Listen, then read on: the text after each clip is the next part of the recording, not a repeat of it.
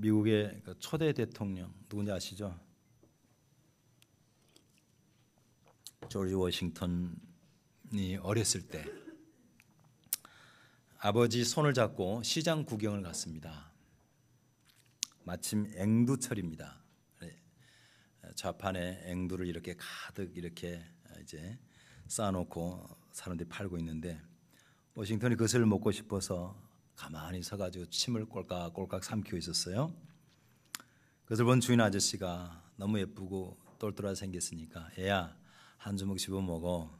그런데 이상하게 아이가 꼼짝도 않고 서 있는 거예요. 분명히 눈치 때문에 안 먹는가 보다 싶어서 아니, 아저씨가 그냥 주는 거야. 그냥 먹어. 그래도 가만히 있어요.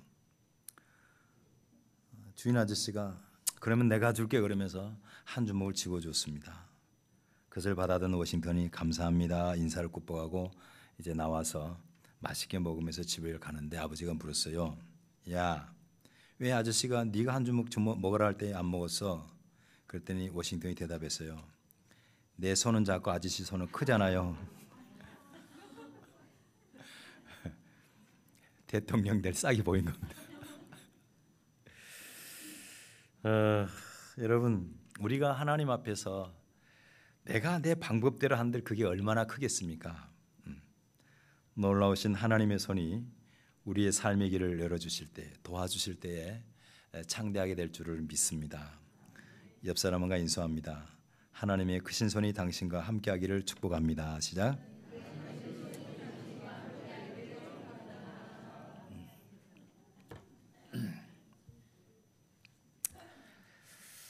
사람이 율법이 아니라 오직 믿음으로 예수를 믿음으로 구원받는다는 것은 참으로 놀라운 복음이 아닐 수가 없어요.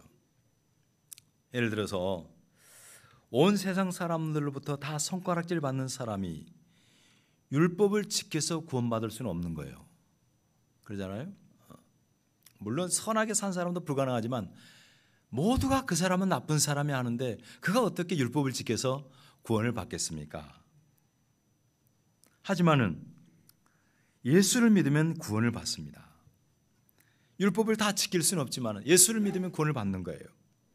예수께서 그의 모든 죄값을 그가 지켜야 할 모든 율법의 요구를 십자가 위에서 다 지불해 주셨어요. 우리는 그것을 그냥 믿는 거예요. 믿으면 구원을 주시겠다고 약속하신 것입니다. 근데 많은 성도들이 믿음으로 구원을 받는다 그러면 그때에 그 믿음이 도대체 뭐냐? 그러면 선뜻 말하기가 좀 그래요. 믿음이 정한수 떠놓고 비는 거가? 지성이면 감천이라고 내가 정성을 들이는 걸까? 아니면 한참 유행했던 말처럼 Yes, I can do. 내가 할 수 있다. 그렇게 믿으면 이루어지는 것이 믿음일까? 그런 믿으면 구원을 받을까? 그냥 무조건 의심하지 말고 믿으세요. 그좀 뭔가 아닌 것 같아요. 자, 죄인들을 의롭다고 인정하시는 그 믿음, 그것은 어떤 것인가? 오늘은 바로 그 내용입니다. 아브라함을 통해서 하나님이 말씀하시는 믿음에 대하여 조금 더 포괄적으로 들어가 보도록 하겠습니다. 여러분 계약서 써보셨나요? 써보셨죠? 아파트 전세할 때 계약서 쓰고 매매할 때도 쓰고. 근데 계약서 쓸 때 맨 처음에 신상을 쓰잖아요, 그죠? 주인 누구 아무개, 그 다음에 이제 그 들어갈 사람 아무개, 그 다음에 뭐 소재지 쓰고, 그 다음에 이제 내용이 들어갑니다. 내용이 어디에 있는 뭐. 자, 우리가 믿음을 갖는다라고 할 때 하나님 언약이거든요. 약속을 믿는 건데, 약속하신 약속을 믿는 건데, 그러면 도대체 믿으면 뭘 주느냐? 믿음은 뭘 주느냐?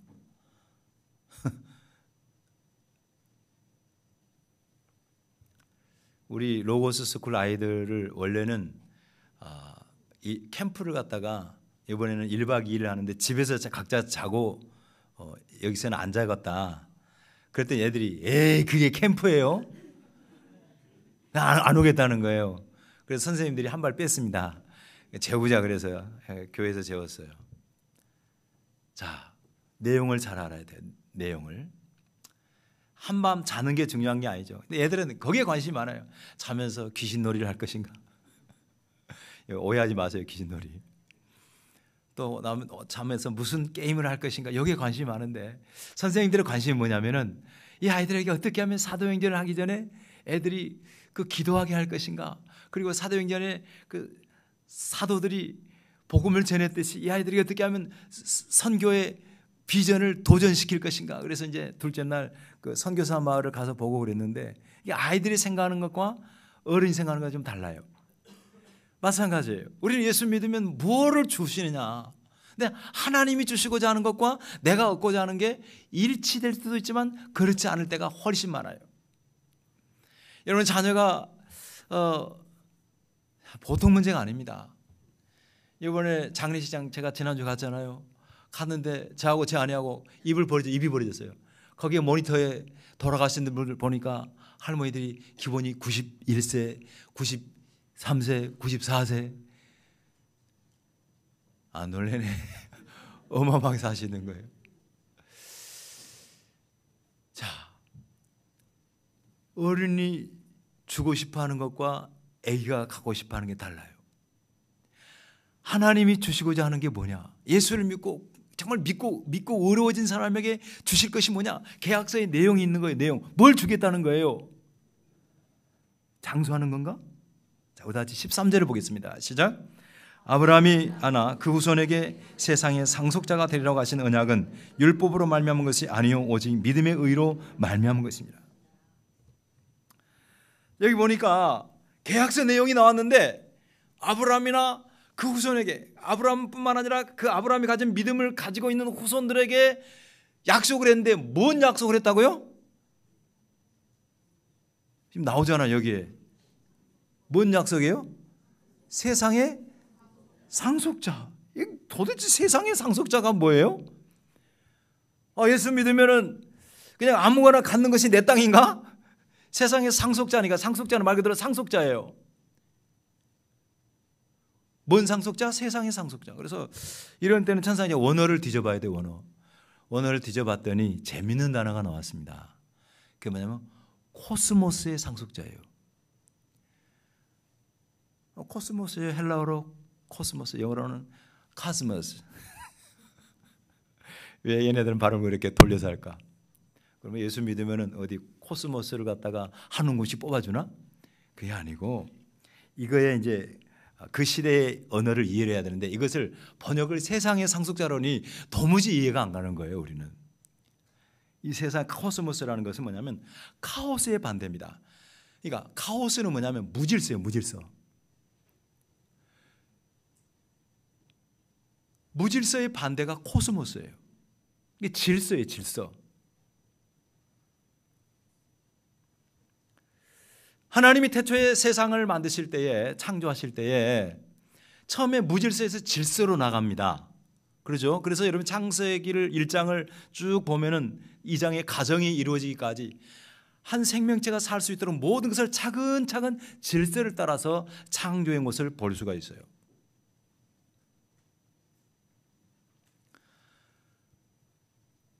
자, 그런데 그래서 하나님은 자기를 가리켜서 뭐냐면 하나님은 무질서의 하나님이 아니고 뭐예요? 질서의 하나님이세요. 근데 이 코스모스라는 단어가 사람과 관련해서 세상과 관련해서 쓰일 때는 어떤 뜻이냐면은 질서에 의해서 유지되는 공간이나 그곳에 사는 사람을 가리켜요. 그러니까 믿음의 후손이 상속받을 세상은 뭐냐면은 질서의 세상이에요. 태초에 하나님께서 만드셨던 에덴을 회복하는 거예요. 하나님이 통치하시고 하나님의 질서가 이루어지는 나라. 다시 말해서 하나님의 나라를 상속한다 그런 말이에요. 그 말이 이렇게 표현된 거예요.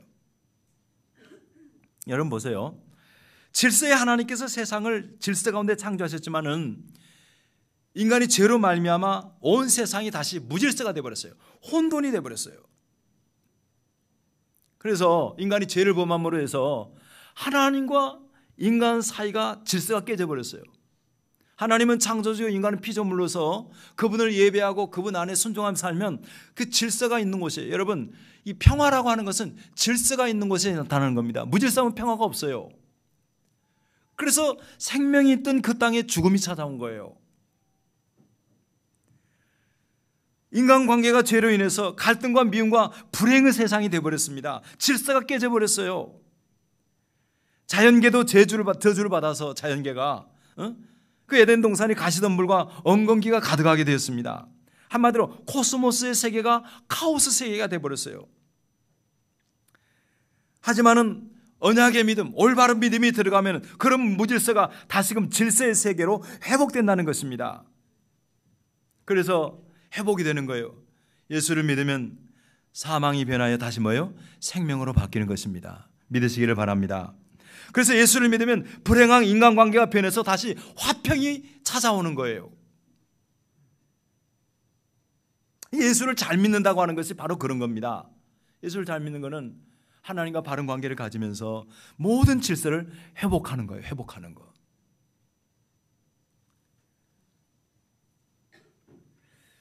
그런데 이런 약속은 뭐 멀리 가나안 땅에 옛날에 아브라함이 살던 한 시대만 국한된 것이 아니라 온 세상 모든 시대 모든 사람을 구원하시는 하나님의 약속입니다.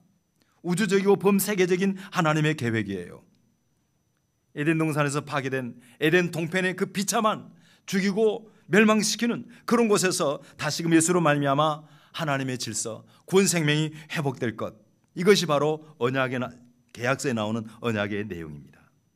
이것이 세상의 상속자가 된다는 의미인 것입니다. 그런데 이렇게 하나님의 상속자가 되는 거, 이것은 무엇을 통해서 이루어지느냐? 율법의 행위로 이루어지는 것이 아니고 오직 예수를 믿음으로 이루어진다는 겁니다. 그래서 아까 우리가 읽은 내용이 바로 그런 거예요. 이 언약은 율법으로 말미암은 것이 아니고 오직 믿음의 의로 말미암은 것이라. 예수가 그래서 회복시키는 것입니다. 예수를 믿는 것이 바로 세상의 상속자가 되는 유일한 길입니다. 갈라디아서 3장 29절에 그래서 이와 같이 말씀합니다. 같이 읽습니다. 시작. 너희가 그리스도의 것이면 곧 아브라함의 자손이요 약속대로 유업을 이을 자니라. 아멘. 미국의 어떤 그 한참 부흥회를 하고 있는데 부흥 강사가 열심히 설교를 하는데 앞에 많은 성도들이 있는데 그중에 어떤 여자분이 유난히도 은혜를 많이 받았어요. 말씀을 전할 때마다 아멘 아멘 하면서 눈이 초롱초롱 빛나고, 그래서 이제 설교가 다 끝난 다음에 그 자매한테 우리 부흥 강사님 물었어요. 은혜 많이 받으셨습니까? 예, 많이 받았습니다. 미처 깨닫지 못한 것을 많이 깨달았습니다. 그때 물었어요. 그러면 집에서 남편을 잘 섬깁니까? 그랬더니 아니요. 집에서 아이들을 말씀으로 잘 키우고 있습니까? 그랬더니 고개를 좌우로 흔들어요. 세상에서 많은 사람들에게 칭찬받는 그리스도인으로 살아가고 있습니까? 고개를 흔드는 거예요. 그러자 옆에 있는 목사님이, 담임 목사님이 그랬어요. 저 사람 혼 좀 내주세요. 그래서 물었어요. 저 사람이 누구예요? 그랬더니 목사님이 하는 말이 제 아내예요. 여러분, 세상을 상속받는다라는 뜻이 뭘까요? 그냥 교회 열심히 다니는 게 아닙니다. 늘 하나님과 대면에 살면서 그분으로부터 말미암은 은혜를 통해서 이 세상에 하나님의 질서를 다시 회복하는 것, 그것이 바로 계약서에 담긴 회복의 내용입니다. 근데 이렇게 되어지는 것이 내가 돌을 닦아서 되는 것이 아니에요. 여기 나온 대로 율법을 열심히 행해서 되는 것이 아니라 정말 내 안에 파이프를 그리스도께 박아서 그분의 생명이 내게 들어올 때에 이루어진다는 거예요. 이런 경우를 여러분 가정해 보세요. 옛날 어느 시골 마을에 가난한 집 아이가 옆에 있는 부잣집이 그리웠어요. 부러웠어요. 왜냐하면 그 부잣집 아이는 친구인데도 옷도 좋은 옷 입고 늘 맛있는 거 많이 먹고 피부도 곱고, 그래서 어느 날 이 가난한 집 아이가 부잣집 아들이 되고 싶었습니다. 그래서 다음에 그 부잣집 재산을 상속받아야 했다고 받기로 마음먹었어요. 그래서 주인 집에, 부잣집에 가서 그 주인의 마음에 들기 위해서 마당도 쓸고 심부름도 해주고 참으로 착한 일이라고 하는 걸 열심히 다 했습니다. 인사도 열심히 했습니다. 여러분, 그 모습을 본 부잣집 주인이 그 옆집 아들을 아들로 삼겠어요? 아닌 거예요. 세상 나라에서 상속은 오직 혈육에게만 주어집니다. 혈육에게만. 그러면 하나님 나라의 상속은 누구에게 이루어져요? 하나님 나라의 상속은 누구에게 이루어져요? 하나님의 자녀에게 이루어지지. 세상 나라는 세상의 자녀에게 이루어져요. 하나님 나라는 하나님의 자녀에게 이루어져요. 그럼 어떻게 우리가 그런 것을, 그 아름다운 하나님의 질서를 우리가 상속받을 수 있습니까? 하나님 나라를 상속받을 수 있습니까? 요한복음 1장 12절에 정확하게 나와 있어요. 12장 영접하는 자 곧 그 이름을 믿는 자들에게는 하나님의 자녀가 되는, 뭘 줬어요? 여기서 권세라는 단어가 중요합니다. 하나님의 자녀가 되는 이름이 아니고 authority예요. 권세를 주셨어요. 권세를. 상속의 권세를 주셨습니다. 우리의 행위와 상관없이 율법으로는 절대 하나님의 나라를 상속할 수 있는 상속자가 될 수 없어요. 오직 예수를 믿는 자들에게 하나님의 자녀가 될 수 있습니다. 거기다 뭔가 더하는 게 아니에요. 부잣집에 가서 아무리 열심히 노력한다고 해서 그 집 아들 된 거 아닌 거와 똑같은 거예요. 그래서 우리가 믿음으로 하나님 나라를 상속하는 것은 하나님의 철저한 선물입니다. 은혜입니다. 그래서 바울이 에베소 교회에게 이런 말을 했잖아요. 에베소서 2장 8절을 같이 읽습니다. 시작. 너희는 그 은혜에 의하여 믿음으로 말미암아 구원을 받았으니 이것은 너희에게서 난 것이 아니요 하나님의. 아멘입니까? 오직 은혜로 된 겁니다. 은혜로. 뭐 마당 쓸어서 된 거 아니고요. 그 집에 가서 내 뭐 헌혈을 해서 된 것도 아니고요. 오직 은혜로 하나님의 선물로 만 하나님 나라의 상속자가 됩니다. 이 은혜가 함께할 주님으로 축복합니다. 자, 그러면 거듭 말씀을 드리지만은 이 하나님 나라의 상속받는 방법은 율법으로 된 것이 아닌 것을 다시 설명하고 있어요. 14절 15절을 읽습니다. 시작. 만일 율법에 속한 자들이 상속자이면 믿음은 헛것이 되고 약속은 파기되었느니라. 율법은 진노를 이루게 하나니 율법이 없는 곳에는 범법도 없느니라. 자, 이것이 바로 신구약을 관통하는 하나님 나라의 주제인데, 여전히 유대인들은 무슨 생각을 하고 있는가 하면은 율법에 속해야 상속자가 된다고 주장을 한 거예요. 로마서 공부했죠. 1장은 이방인도 죄인이고 2장은 누구도? 유대인도 죄인이고 모두가 죄인이고 율법을 행할 능력이 없는데, 유대인들은 여전히 주장하기를 뭐예요? 우리는 율법을 행해야 상속자가 돼야 된다라고 하는 것이 유대교라고 이야기했잖아요. 유대교. 그게 유대교예요. 근데 그게 아닌 거거든요. 만약에 그렇게 된다 그러면 믿음은 뭐가 돼요? 다 꽝이에요. 꽝. 헛것이 되는 거예요. 율법이 약속이 다 파기되는 거예요. 하나님 선물로 주시겠다 그랬는데 여전히 율법을 고수하면은 그것은 하나님의 언약을, 호의를, 하나님의 선물을, 그거는 무너뜨리는 거예요. 그런데 여기서 조심해야 될 것이 있습니다. 그게 뭐냐면요, 여러분 한번 생각해 보세요. 세상 나라는 계약서를 쓰면은 주인이 착한 사람이든 나쁜 사람이든 관계없어요. 그 약속대로만 지키면 돼요. 그렇죠? 여러분 예를 들어서 아파트를 갖다가 살려고 그랬는데 순천에서 제일 좋은 아파트가 어디예요?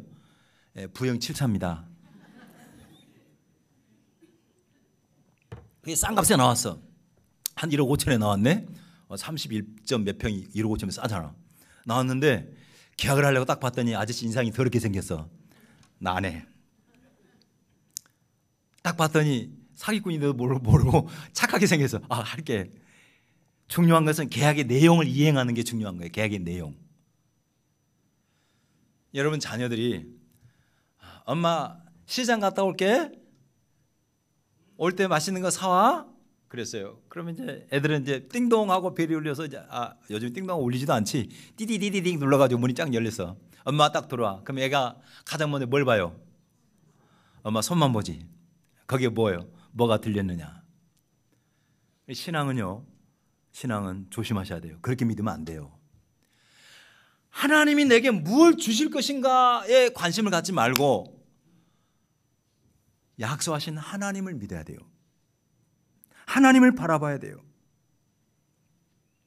그러면 그 신실하신 하나님을 바라보면은 어떤 상황을 만난다 할지라도 흔들리지를 않아요.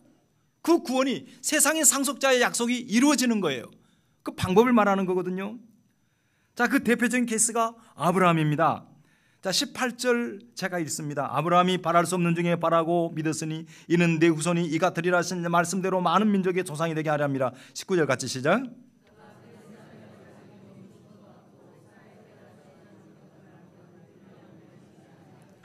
믿음이 없어 하나님의 약속을 의심하지 않고 믿음으로 견고해져서 하나님께 영광을 돌리며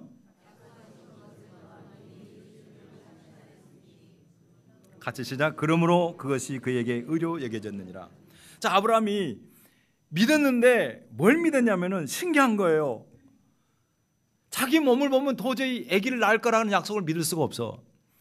자, 거의 아브라함하고 비슷한 사람을 제가 지난주에 목양수필 썼죠. 나이 70에 주책맞게 할아버지가 그 시대에 지금으로부터 100여 년 전에 그것도 저기 웅치 웅동마을 광양 기억나시죠? 하나님이 그 신실한 거룩하게 사는 그분이 결혼해라, 재혼해라, 젊은 과부 얻어서 아기를 낳으라 그래가지고 순종해서 아기를 낳았잖아요. 근데 그 아들이 여기 광양 순천 제일교회 그 담임 목사로서 그 교회를 그렇게 크게 부흥시킬 줄 누가 알았어요? 아브라함 같은 믿음이 그 사람에게 있었던 건데, 야 보세요. 아브라함은 자기 몸을 보지를 않았어요. 그 약속하셨을 때 처음부터 75세부터 약속하셨거든요. 오면은 내가 자손을 많게 하겠다. 근데 약속을 언제까지 한 가면은 약속을 99세까지 약속을 하셔요. 99세까지 내년 이맘때 주시겠다. 여러분, 우리는 우리의 믿음의 여정은 한평생 약속을 붙들고 사는 사람입니다. 아멘 하시기 바랍니다. 근데 중요한 것은 뭐냐면은, 중요한 것은 아브라함이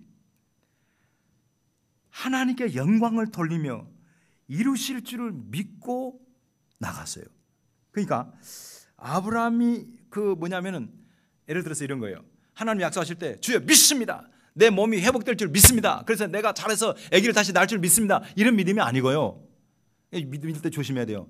그런 믿음은 뭐냐면요, 믿음을 믿는 거예요. 여러분, 우리의 믿음은 믿음을 믿는 게 아니에요. 약속하신 누구예요? 하나님을 믿는 거예요. 아브라함은 약속하신 하나님을 믿었어요. 하나님을.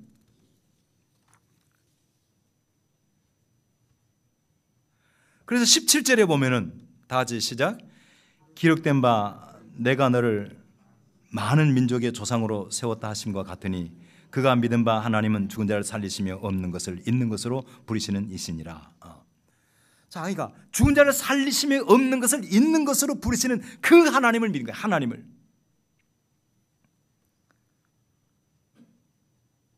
다시 말해서 믿음의 강력한 증거, 내가 정말 구원 얻는 믿음이 있는가 없는가는 뭐냐면, 내가 하나님의 얼굴을 구하고 하나님을 소망하느냐, 하나님을 구하느냐는 거예요. 하나님을 구하느냐. 아브라함이 갈대우를 떠나서 자식 주실 것을 믿고, 만약에 자식 주실 것을 믿었으면 자식 안 주면 못 믿는 거예요. 하나님을. 근데 하나님을 믿은 거예요. 하나님을. 끝까지 간 거예요. 여러분 살다 보면은 여러분이나 나나 계속 흔들릴 때가 있습니다. 흔들릴 때가. 내 구원이 확실한가? 나를 보면은 실망해요. 내 구원이 불안해요. 내가 하는 걸 보면은 목사가 되고 벌써 목사가 된 지 30 몇 년이 됐는데 여전히 내 안에 있는 죄악의 생각들, 이런 연약한 것들, 거짓된 것들, 이런 걸 생각하면 나는 아닌 것 같아 라고 생각했지만 뭐예요? 우리를 통해서, 나를 통해서 이루실 하나님을 보면 그분의 신실하신 믿음 뭐예요? 내 안에 있는 게 확실한 거예요. 그 구원이. 도종환 시인이 쓴 유명한 시가 있죠. 흔들리지 않으며 피는 꽃이 있으랴. 우리의 구원도 때로는 흔들립니다. 그런데 흔들리지 않는 분이 계세요. 누구예요? 하나님이십니다.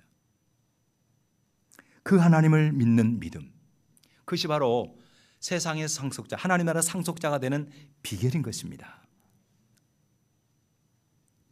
그래서 그 아브라함에게 그런 믿음의 결정체로 우리에게도 그 동일한 믿음을 갖게 하기 위해서 주신 시험이 있어요. 자, 보세요. 성경에 우리가 독자 이삭을 바치라는 내용이 나오잖아요. 창세기 22장에 보면은.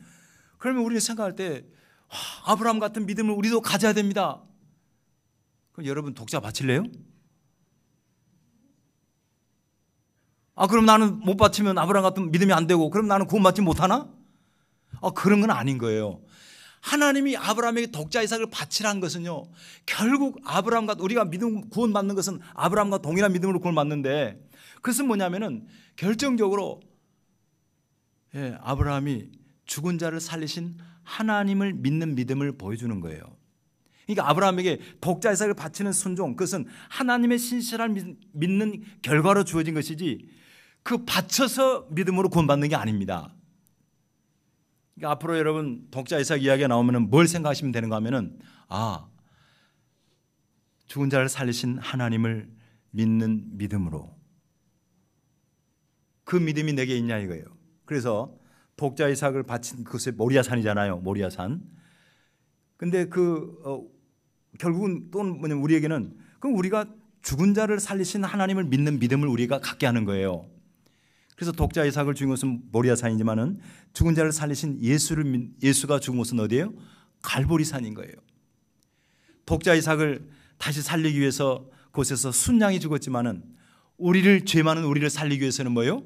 예수께서 십자가에서 죽으신 겁니다. 그래서 철저하게 그 본질적인 것은, 독자 이삭을 바친 본질적인 것은 뭐냐면 장차 죽은 자를 살리신 하나님, 그것을 우리에게 하나님께서 부활 생명을 주게 하신 예수를 바르게 믿어라, 부활의 주님을 믿게 하도록 하기 위해서 구약에 나타난 그림자가 독자 이삭을 바친 사건인 것입니다. 기억하시기를 바랍니다. 그래서 우리가 믿음이 흔들릴 때에 하나님께 소망을 두세요. 약속 자체보다 중요한 것은 누가 약속하는 것입니다. 전능하신 하나님이 약속하셨어요. 과연 여러분 한번 생각해 보세요. 죽은 자가 다시 산다. 어떻게 살아요? 여러분 장례식장 가보셨죠? 얼마나 비참합니까? 모든 것이 다 끝나버려요. 근데 성경은 약속하세요. 죽은 자 자체로서는 살 수 없어요. 아무리 옆에서 기도하고 해도 못 살아나요. 그러나 부활을 약속하신 주님을 믿으면 주님이 다시 살리십니다. 아멘. 언제? 주의 날에, 주의 날에, 부활의 날에. 그래서 11에서 11장 17, 19절에 보니까 아브라함은 시험을 받을 때에 믿음으로 이삭을 드렸으니 그는 약속을 받은 자로 돼 그 외아들을 드렸느니라. 그러니까 하나님이 그 아들을 통해서 하늘의 별 같은 자식을 많게 하겠다 그랬으니까 그 아들을, 외아들을 죽이든 살리든 하나님은 이루실 것을 믿는 거예요. 그에게 이미 말씀하시기를 내 자손이라 칭할 자는 이삭으로 말미암음이라 하셨으니 그가 하나님이 능히 이삭을 죽은 자 가운데서 다시 살리실 줄로 생각한지라 비유컨대 그를 죽은 자 가운데서 도로 받은 것이니라. 자, 이런 믿음은 아브라함만이 아니라 오늘 우리가 믿는 믿음도 동일하게 역사하는 겁니다. 그래서 23, 24절에 그에게 의로 여겼다 기록된 것은 아브라함만 위한 것이 아니요 의로 여기실 받은 우리도 위함이니 곧 예수 우리 주를 죽은 자 가운데서 살리신 이를 믿는 것이니라. 여러분, 그러니까 제가 다시 한번 정리를 해드리겠습니다. 우리가 믿음으로 계약서를 한번 상상해 보세요. 계약서의 핵심 내용은 뭐냐면 믿으면 뭘 주겠다? 세상의 상속자 하나님 나라를 상속은 반드시 받는 거예요. 근데 그것은 내 행위나 의지를 가지고 뭘 해서 받는 것이 아니라 자녀에게 주는 거예요. 자녀에게. 중요한 것은 신실하신 하나님이 주시겠다고 약속하신 것입니다. 그 예를 든 것이 아브라함이에요. 아브라함이 약속을 믿음으로 말미암아 독자 이삭을 바쳤어요. 하나님은 다시 그를 살리셨어요. 살리기 위해서 대신해서 양을 잡아 그 피를 대신한 것입니다.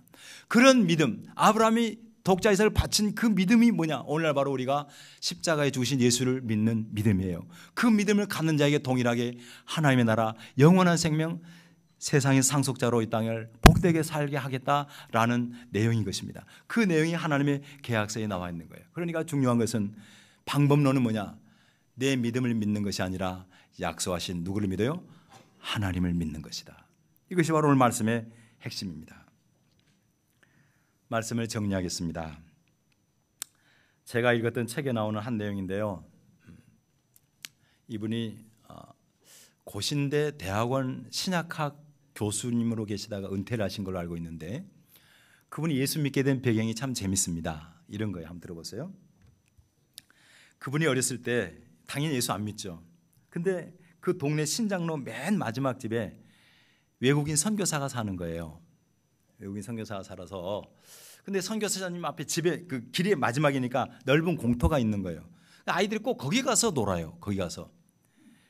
이 저자 어린 시절에 거기 왠지 거기서 노는 게 기분이 안 좋았어요. 선교사도 싫고, 그다음에 놀다가 특히 야구를 했대요. 그 동네 아이들이. 근데 야구 공이 선교사님 집으로 넘어가면은 문을 두드려 가지고 선교사님이 이렇게 공을 내줘야만 되는데 꼭 거기서 왜 놀라 그래? 근데 성탄절이 가까운 어느 날 이 친구들이 또 거기서 야구를 하자 그런 거예요. 할 수 없이 동네 아이들이니까 가서 야구를 했습니다. 야구를 하고 있는데 갑자기 그 집 대문이 열리더니 그 선교사님이 큰 보따리를 하나 들고 오더니 메리 크리스마스 하는 거예요. 동네들이 예수를 안 믿는데. 그러더니 서툰 한국말로 하는 게 줄을 서시오 그러더래요. 애들이 착 줄 섰는데 이 저자는 자존심이 그렇게 셌대요. 자기는 선교사한테 뭔가 양귀신, 서양 귀신한테 뭘 얻기가 싫어서 그 줄을 안 서고 한쪽에 서 있었대요. 그랬더니 그 선교사님이 그 큰 자루를 열고는 조그만 자루를 하나씩 다 나눠주는 거예요. 근데 저기 있는 자기는 안 주고 다 나누고 난 다음에 다시 메리 크리스마스 하고 들어가 버린 거예요. 근데 그 선물을 받아든 아이들이 그걸 들고 막 집으로 너무너무 좋아하면서 가더래요. 자기는 이 거지 같은 것들 하면서 속으로 나는 저렇게 하나 안 산다. 그리고 이제 토달거리면서 혼자 걸었는데 제일 친한 친구가 같이 가다가 전봇대 밑에서 그걸 풀어가지고 딱 보여주더래요. 그걸 보는 순간 완전히 탄성이 질러졌어요. 거기 안에 보니까 미제 껌, 미제 초콜릿, 미제 과자 이런 것들이 들어있는 거예요. 그래가지고 그 친구가 껌이 몇 통인데 그 중에 하나를 뜯어서 껌을 하나를 주는 거예요. 근데 그걸 차마 먹을 수 없어서 집에 들고 왔어요. 집에 가서 이제 저녁에 자려고 누웠는데 잠이 안 오는 거예요. 내가 그때 줄을 서가지고, 그리고 친구들이 그걸 받아가지고 가족들과 함께 그것을 먹을 걸 생각하면 너무 부러운 거예요. 그때 당시 이제 그 교수님이 저보다 나이가 한 20살 정도는 많은 것 같아요. 한 20살. 그러니까 제가 62년생이니까 그분은 50년대 초반에 태어난 거 아니에요. 여러분 기억나죠? 껌이 얼마나 중요했는지. 껌은 보통 우리는 좀 씹어먹고 담을 버리지만은 그 당시 껌을 보통 한 일주일을 씹잖아요. 그리고 껌 때문에 집안에 형제 간에 전쟁이 생겨요. 먼저 일어난 사람이 씹어버리니까 붙여놓은 거. 몇 사람이 돌아가서 씹잖아요. 그것도 국산 껌도 아니고 뭐예요? 미제껌이에요. 미제껌. 너무너무 억울하고 분해. 생각을 고쳐 못해요. 앞으로는 내가 줄을 서야지. 그래가지고 예수를 믿고 그 사람이 그래가지고 신앙을 공부하고 신학자가 된 거예요. 그 자기 옛날 이야기를 써놓은 거예요. 여러분 예수를 믿는다고 하는 것은 어마어마한 선물을 받는 것입니다. 믿습니까? 아까 이야기했잖아요. 에베소서 2장에 하나님의 선물이에요. 사실 로마서 본문 내용은 설교하기가 참 딱딱한 본문입니다. 근데 이것을 정리를 해보니 계약서로 설명하면 이해가 쉽겠다 하는 마음에 이걸 계약서를 중심으로 풀어냈습니다. 아무튼 여러분, 예수 그리스도 안에는 모든 하나님의 약속이 다 담겨 있습니다. 우리가 믿는 것은 나의 믿음을 믿는 게 아닙니다. 약속하신 하나님을 믿는 것입니다. 그 하나님은 계약서에 세상을 상속시키겠다고 그랬는데 그 세상은 우리가 생각하는 금수저, 흙수저가 아니라 뭐예요? 하나님의 질서, 곧 하나님의 나라를 상속시키겠다는 것입니다. 그 하나님의 나라는 우리가 율법의 행위로 이렇게 보태일 수 있는 것이 아니라 전적으로 믿는 자에게 주시는 하나님의 유일한 선물이라는 것이고, 그 믿음의 궁극이 뭐냐? 부활이라는 겁니다. 부활. 그 부활이라는 것을 구약부터 가르쳐주기 위해서, 죽은 자를 살리신 하나님을 보여주기 위해서 바로 아브라함에게 독자 이삭을 바치라 하셨고, 하나님은 독자 이삭 때문에 대신해서 순양을 준비해서 아브라함과 약속을 지키셨습니다. 우리의 믿음의 궁극은 부활입니다. 아멘입니까? 이 부활이 없으면 우리의 모든 믿음은 헛것이에요. 꽝이에요. 끝. 기도하겠습니다.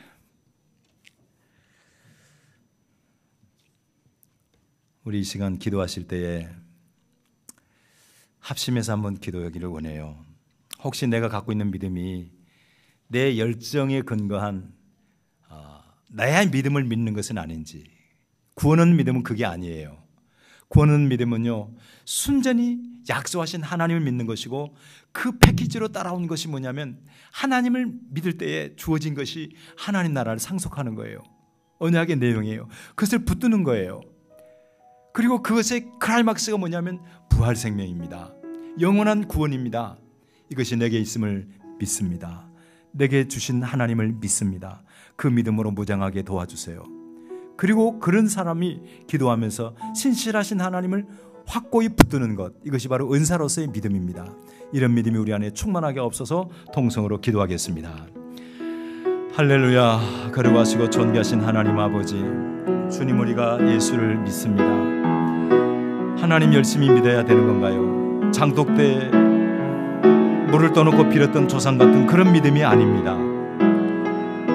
오직 하나님, 약속하신 하나님, 세상 우주 만물을 창조하신 하나님, 죄로 말미암아 무질서가 된 이 세상 속에서 하나님의 질서를 다시 회복하게 하시는 그 하나님을 믿습니다. 하나님이 약속하신 독생자를 믿는 자에게 하나님의 모든 것을 회복시킨 것을 믿습니다. 그 회복의 정점은 바로 부활 생명임을 믿습니다. 하나님의 이런 믿음으로 주님 앞에 온전히 나가게 하시고 이 모든 것이 하나님의 선물임을 기억하게 도와주시옵소서. 예수님의 이름으로 기도합니다. 아멘. 하나님 아버지, 믿음을 의로 여기신다고 그랬는데 그 믿음은 무엇일까요?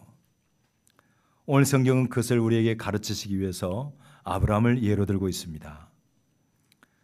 결국 믿음은 우리의 믿음을 믿는 것이 아니라 우리에게 영원한 생명, 세상을 상속시키겠다고 약속하신 하나님을 믿는 것임을 믿습니다. 우리에게 그 믿음이 온전하게 자리 잡게 하여 주시옵소서. 특별히 하나님, 우리가 정말 그렇게 해서 하나님이 우리의 믿음을 의로 여기시고 구원을 받았다 그러면 당연히 우리의 삶 속에 하나님의 질서가 회복되어야 될 줄을 믿습니다. 먼저 그의 나라와 의를 구하는 영적인 질서가 바로 잡히게 하여 주시옵소서. 내 사랑하는 가족, 이웃 간의 관계에서 화평케 하는 화목과 행복이 다시 회복되는 질서가 잡히게 하여 주시옵소서. 내가 섬기는 직장과 또한 자연 속에서도 하나님의 아름다운 질서를 회복해야 할 사명이 있음을 기억하고 그런 일들을 위해서 우리가 불편함을 감수하게 하여 주시옵소서. 아버지 하나님, 하지만 이 모든 것의 회복의 절정은 부활에 있는 줄을 믿습니다. 죽은 자를 살리시는 하나님을 믿는 아브라함의 믿음, 그 결정이 모리아 산에서 독자 이삭을 바치고 다시 살리시는 대속의 제물을 통해서 보여주셨습니다. 주님, 우리의 이 모든 믿음의 결정은 우리가 죄로 말미암아 죽지만은 예수로 말미암아 다시 살 것을 믿는 믿음으로 확증되는 줄을 믿습니다.